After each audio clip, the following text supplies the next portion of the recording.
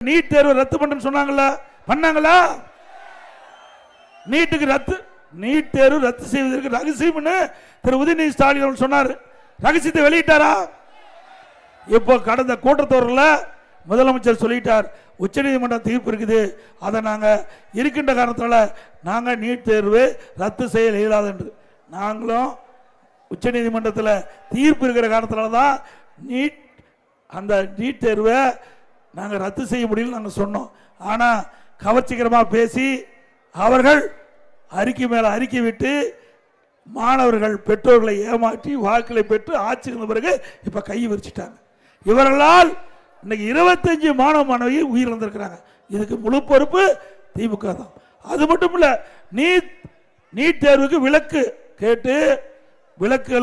கேட்பதற்காக மேதகு குடியரசுத் தலைவர்கிட்ட மனு கொடுப்பதற்காக 1 கோடி பேருக்கு கையெழுத்து வாங்கப்படும் என்று அறிவிப்பு கொடுத்து 1 கோடி பேர் கையெழுத்து வாங்கினாங்க.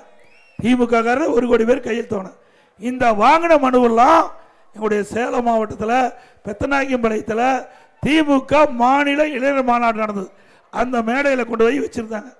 திமுக தலைவர் ஸ்டாலின் பேசிக்கிட்ட பொழுது அந்த கூட்டத்தில் அது காத்தடிச்சு அந்த மனுவெல்லாம் காத்துல பறந்து போய் திமுக காரங்க வந்திருக்க காலடியில் மிதிபட்டு வீணா போச்சு.